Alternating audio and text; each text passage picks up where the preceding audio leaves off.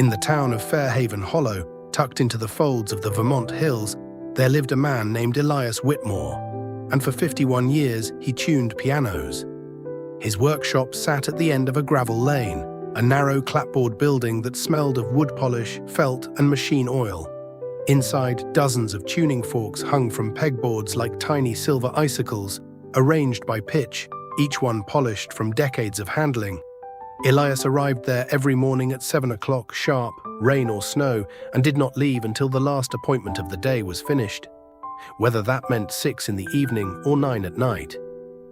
His workshop sat at the end of a gravel lane, a narrow clapboard building that smelled of wood polish, felt, and machine oil. Inside, dozens of tuning forks hung from pegboards like tiny silver icicles, arranged by pitch, each one polished from decades of handling. Elias arrived there every morning at 7 o'clock sharp, rain or snow, and did not leave until the last appointment of the day was finished, whether that meant 6 in the evening or 9 at night. They were wrong. Elias Whitmore left behind $4,200,000. Nobody in Fairhaven Hollow could explain it until his old apprentice, a woman named Clara Bennett, sat down with the family lawyer and told them the whole story. Elias had learned his trade from a man named Walter Doyle, the only other piano tuner Fairhaven Hollow had ever known. Walter was in his 70s when 18-year-old Elias first knocked on his workshop door in 1962, asking to learn the craft. Walter had no sons of his own, and he sized up the thin, quiet young man on his doorstep for a long moment before finally stepping aside to let him in. Walter agreed to teach him, on one condition. Elias had to listen, not just to pianos, but to everything Walter had to teach him. Walter Doyle had grown up poor during the Depression, one of 7 children in a house with no piano at all. He had learned the trade from a traveling tuner who passed through town once a year, and he never forgot what it felt like to have nothing. By the time Elias met him, Walter was quietly one of the more comfortable men in the county, though almost nobody knew it. He lived simply, gave generously to the church, and never once mentioned money unless he was teaching someone how to think about it properly. One autumn afternoon in 1968, after Elias had earned his first steady clients and begun collecting a real paycheck, Walter sat him down at the workbench and asked a simple question. "What are you doing with your money?" Elias shrugged. "Spending it, mostly. Saving a little in a coffee can." Walter shook his head and told him about an idea that was quietly gaining traction, one that most working men in town had never heard of.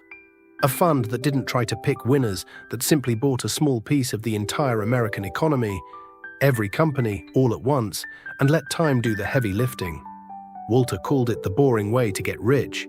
He told Elias that if he set aside just a portion of every tuning fee, every service call, every lesson he charged for showing children how to care for their family piano, and let it sit untouched for decades, he would one day be wealthier than any doctor or lawyer in the county. Elias didn't believe him, but he trusted Walter, so in the spring of 1969, he opened his first investment account and began funneling a small percentage of every payment into a broad market index fund. $25 here, $40 there. It felt like nothing, and for years it looked like nothing on paper too, a small quiet number that never seemed to move very far in either direction. He kept at it through his wedding to a schoolteacher named Margaret in 1972, a small ceremony held in the same church basement where he had learned to fix his very first upright piano, through the birth of their daughter Ruth in 1975, through the slow, steady rhythm of small-town life. He tuned pianos in church basements and school auditoriums, in the drafty parlors of the wealthy and the cramped living rooms of families who paid him in casseroles and canned preserves when cash ran short. Every single job, without fail, sent a portion into that same account. Then came October of 1987. Black Monday, the market fell further in a single day than most people in Fairhaven Hollow had ever seen. Margaret came into the workshop white-faced, asking if they should pull their money out before it disappeared entirely. Elias thought of Walter, who had passed away 3 years earlier, and remembered his words. "The market doesn't care about your fear. It only rewards your patience."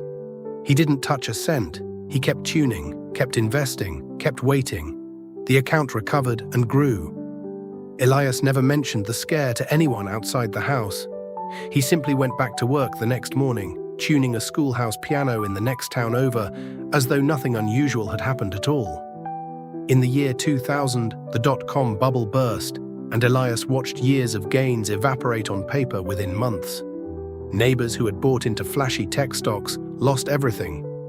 Elias, holding his slow, steady index fund, watched the number drop and said nothing. He simply kept adding to it, month after month, tuning after tuning. By 2008, Elias was in his 60s, and the financial crisis tore through the country like a storm. Banks collapsed. Retirement accounts were gutted overnight, and the evening news showed grown men weeping outside failed investment firms in cities Elias had never visited.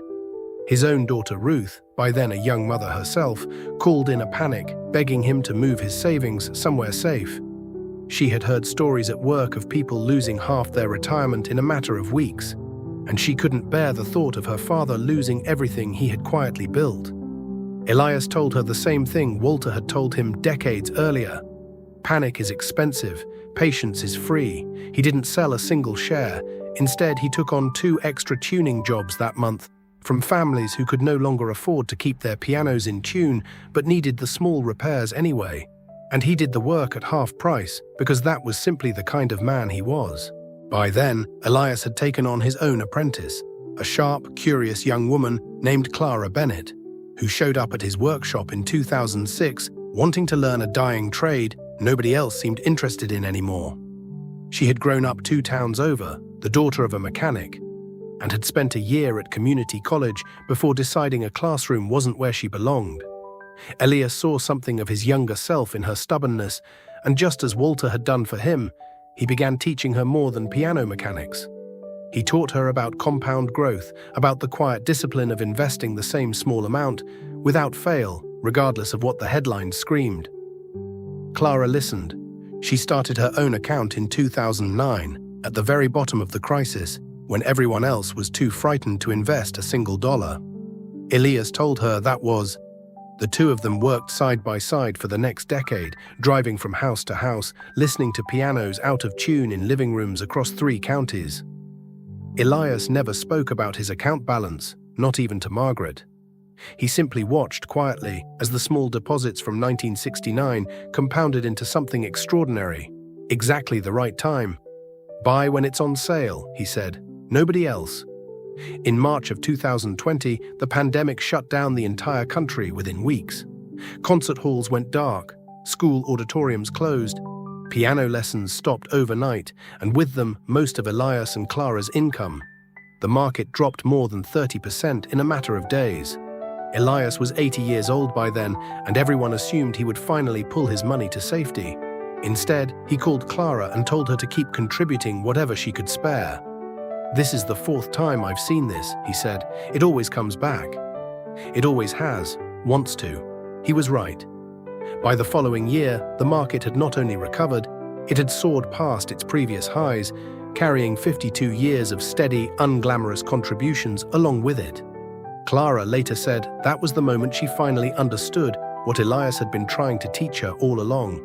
It was never about predicting the storm.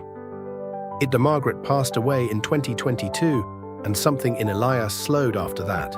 He kept tuning pianos when his hands allowed it, mostly for the company of old friends and familiar rooms. Clara had taken over most of the workload by then, running the business Elias had built 1 tuning fork at a time, as about refusing to abandon the ship in the middle of it.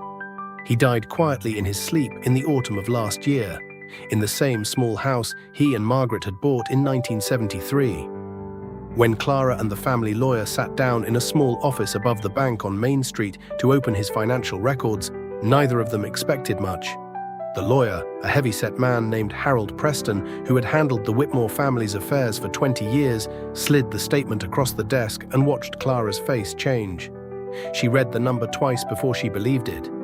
$4,200,000, grown from decades of $25 and $40 deposits, sent quietly after every single tuning job Elias had ever completed.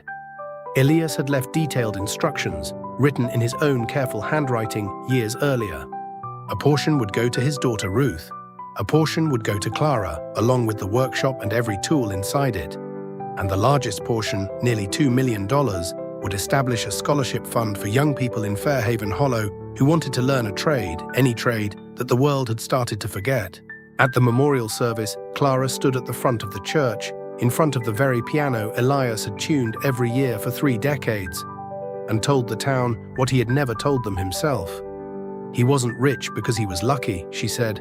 He was rich because he was patient, for 51 straight years, without a single exception. At the reception afterward, held in the same church basement where Elias had tuned his very first piano back in 1962, Ruth stood beside Clara and thanked her for everything she had done, not just for the business, but for her father in his final years. Clara simply shook her head and said the debt ran the other way entirely. Everything she understood about patience, about money, about building something that outlasts you, she had learned stand somewhere in Fairhaven Hollow.